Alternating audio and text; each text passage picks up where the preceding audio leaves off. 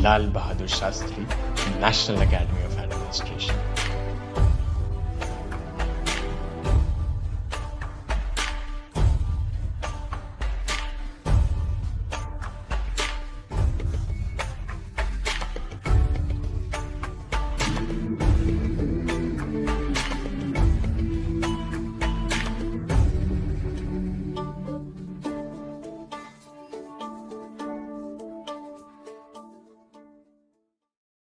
Old Rajendra Nagar में मुझे एक दिन एक आईएएस एस्पिरेंट मिला। उसने मुझे एक बहुत रोचक बात कही। उसने मुझे ये कहा कि आईएएस बनने का फैसला उसने स्कूल में ही कर लिया था। जब वो 10th क्लास में था, उसने उसी समय डिसाइड कर लिया था कि वो बड़ा होकर यूपीएससी का एग्ज़ाम देगा। 10th क्लास से ही उसने सारी रिसर्च करना शुरू कर दिया था। जब वो 12th में पहुंचा तो एक दिन उसे उसका स्कूल मसूरी की ट्रिप पर लेकर जा रहा था। Mussoorie, the queen of hills, ये सुनते ही उसके क्लासमेट्स, उसके बैचमेट्स बहुत एक्साइटेड थे और उसे भी कह रहे थे कि तुम भी हमारे साथ चलो। लेकिन वो लड़का थोड़ा कंफ्यूज था। वो कंफ्यूज इसलिए था और उसने खुद से ही ये कुछ कहा कि मैं मसूरी तभी जाऊंगा जिस दिन मैं लबासना को जाऊंगा। अब ये इसकी बालहट थी या आईएएस बनने का ख्वाब इतना स्ट्रांग था कि उसने 17 साल की उम्र में खुद से ये कह दिया कि या तो मैं लबासना जाऊंगा या मैं मसूरी जाऊंगा।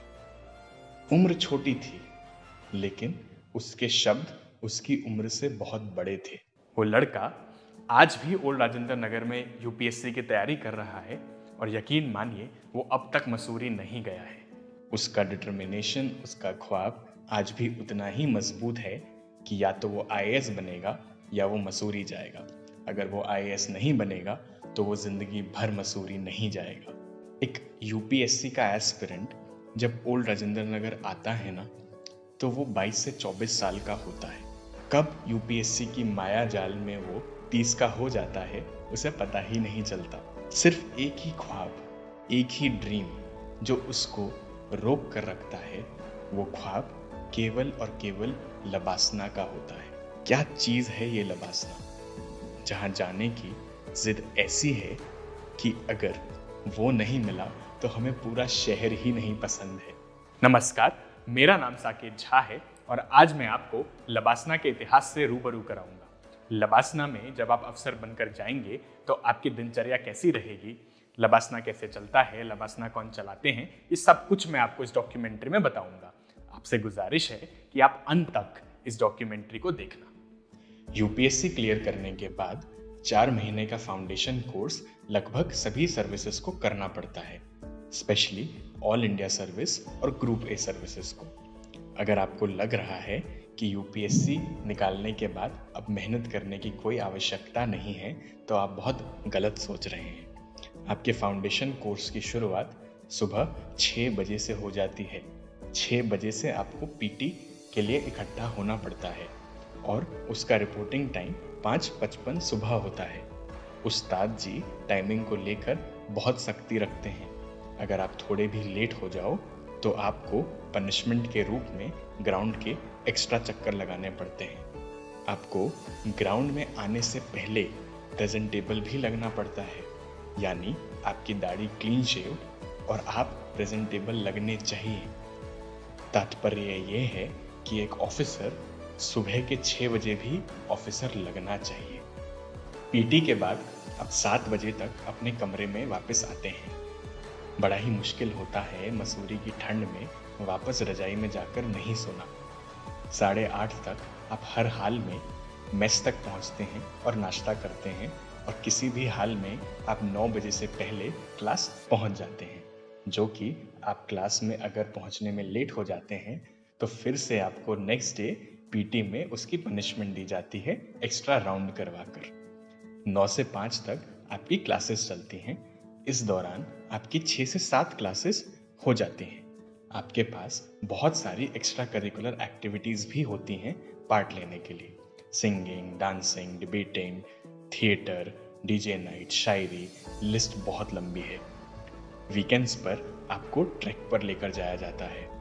ट्रैक एक बहुत अच्छी अपॉर्चुनिटी होती है नए दोस्त बनाने की, स्प्री द कॉ के मोटिव को कामयाब बनाने की। आप वीकेंड्स पर ऑफिसर लॉन्च पर भी जा सकते हैं, जहां पर आपको पूल, कैरम और बहुत चीज़ों का एक्सेस मिलता है और वहां पर आप बहुत सारे नए दोस्त और बनाते हैं। 1 महीने के फाउंडेशन कोर्स के बाद ट्रेनीज को ग्रुप में बांटा जाता है और 1 हफ्ते के लिए हिमालयन ट्रैक पर भेजा जाता है। आप जब सोशल मीडिया पर सबसे ज़्यादा ऑफिसर ट्रेनीज की जो पोस्ट देखते हैं, वो इसी 1 हफ्ते की ट्रैक की पोस्ट देखा करते हैं। बाकी लबासना में डिग्नेटरीज का आना जाना तो लगा ही रहता है। कुल मिला के एक ऑफिसर ट्रेनी हमेशा लबासना में कुछ ना कुछ करता ही रहता है। इस पूरे फाउंडेशन कोर्स से जो सबसे बड़ी चीज़ ऑफिसर सीखते हैं वो होता है कैरेक्टर। लबासना के मेन गेट पर ही बड़े बड़े अक्षरों में लिखा है शीलम परम भूषणम, which means character is the highest virtue. उसके बाद लबासना में सिर्फ आईएएस के ट्रेनी रह जाते हैं और बाकी सब अपनी स्पेशलाइज्ड सर्विसेज सेंटर की ओर चले जाते हैं। जैसे आईपीएस हैदराबाद चले जाते हैं, आईएफएस न्यू दिल्ली आ जाते हैं, फॉरेस्ट सर्विसेज वाले देहरादून चले जाते हैं, रेवेन्यू वाले फरीदाबाद और नागपुर चले जाते हैं। आईएएस ट्रेनीज को उसके बाद भारत दर्शन पर ले जाया जाता है, जहां उन्हें 50 दिन में पूरा भारत दिखाया और समझाया जाता है। आईएएस ट्रेनीज फिर अपने फेज 1 की ट्रेनिंग कंप्लीट करने के बाद उन्हें डिस्ट्रिक्ट में एज असिस्टेंट कलेक्टर्स पोस्ट किया जाता है, जो कि एक आईएएस ऑफिसर के लिए उसका पहला प्रैक्टिकल एक्सपीरियंस होता है। ये कंप्लीट करने के बाद वो वापस लबासना की ओर आते हैं और अपने फेज 2 की ट्रेनिंग कंप्लीट करते हैं। फेज 2 की ट्रेनिंग कंप्लीट करने के बाद उन्हें डिफरेंट मिनिस्ट्रीज में असिस्टेंट सेक्रेटरी बनाया जाता है, जहां पर आईएएस ऑफिसर्स इस देश के फेडरल स्ट्रक्चर को और सेंटर स्टेट के रिलेशंस को बेहतर ढंग से समझते हैं। ये सारी ट्रेनिंग खत्म करने के बाद ही president of India officer trainees को आईएएस घोषित करते हैं। वैसे तो आईएएस बनने की परंपरा ब्रिटिश इंडिया से ही थी। उस समय इसको आईसीएस कहा जाता था, जिसकी ट्रेनिंग दिल्ली और शिमला के स्टाफ कॉलेज में होती थी। फिर आज़ादी मिलने के बाद साल था 1958, जब उस समय के तत्कालीन गृह मंत्री पंडित गोविंद बल्लभ पंत ने लोकसभा में ये कहा कि हम आईएएस ट्रेनिंग के लिए नेशनल एकेडमी ऑफ एडमिनिस्ट्रेशन बनाएंगे, और इसकी शुरुआत 1959 में मेटकाफ हाउस से हुई। बाद में इसको चार्लेविल होटल मसूरी में शिफ्ट कर दिया गया। 1972 में इसका नाम Lal Bahadur Shastri academy of administration रखा गया और 1973 में इसको Lal Bahadur Shastri national academy of administration कहा गया, जिसको आज आप लबासना के नाम से जानते हैं। लबासना को आईएएस ऑफिसर्स ही चलाते हैं और ये ministry of personal, public grievances and pensions के अंडर आता है। लेकिन हमेशा से ऐसा नहीं था। 1985 तक ये होम मिनिस्ट्री के अंडर आता था। लबासना के पहले डायरेक्टर आदित्यनाथ झा थे। उनकी याद में एएन झा प्लाजा आज भी वहां है। बाद में जब आईसीएस आईएएस बना तो पहले डायरेक्टर बने राजेश्वर प्रसाद। अभी श्रीनिवास कति किथाला जी, जो 1989 बैच के आईएएस हैं, वो लबासना के प्रेजेंट डायरेक्टर हैं। लबासना में ब्यूरोक्रेट्स की 3rd फेज ट्रेनिंग भी होती है। इसको लबासना ने 2007 में शुरू किया था।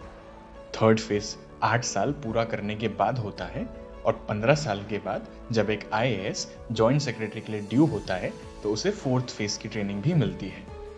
लबासना में जब ऑफिसर ट्रेनी पहली बार आते हैं तो पूरी ट्रेनिंग खत्म करने के बाद उन्हें जवाहरलाल नेहरू यूनिवर्सिटी से एमए इन पब्लिक एडमिनिस्ट्रेशन की डिग्री भी मिलती है और आगे ऐसा कहा जा रहा है कि लबासना में डॉक्टरेट यानी पीएचडी की डिग्री भी ऑफिसर्स को दी जाएगी। ओल्ड राजेंद्र नगर में जब भी आईएएस एस्पिरेंट्स को देखता हूँ कि वो इतने चैलेंजेस के साथ यहाँ पढ़ाई करते हैं, इतनी दिक्कतों को देखते हुए भी वो हार नहीं मानते।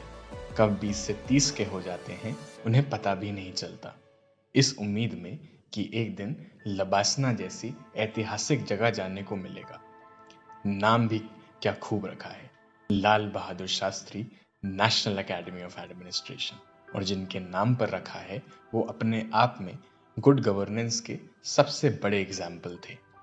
एक एस्पिरेंट लिखते हैं, सपना देखा है तो मुश्किलें 1000 आएंगी, लेकिन वो मंजर बड़ा ही खूबसूरत होगा जब सेल्फी लबासना के साथ आएगी। यूपीएससी प्रीलिम्स को अब 70 दिन बचे हैं। हो सकता है अब टूट गए हो, बिखर गए हो सकता है अब आपका उठने का मन नहीं कर रहा, लेकिन उठना तो पड़ेगा। अगर लबासना जाना है तो पढ़ना तो पड़ेगा। चलो उठो, पढ़ो और लबासना को मैनिफेस्ट करो। छीन लो अपने हिस्से की खुशियां। मैं आशा करता हूं आपको डॉक्यूमेंट्री पसंद आई होगी। अब आपसे अलविदा लेने का समय आ गया है। अपना प्लीज बहुत ख्याल रखिएगा।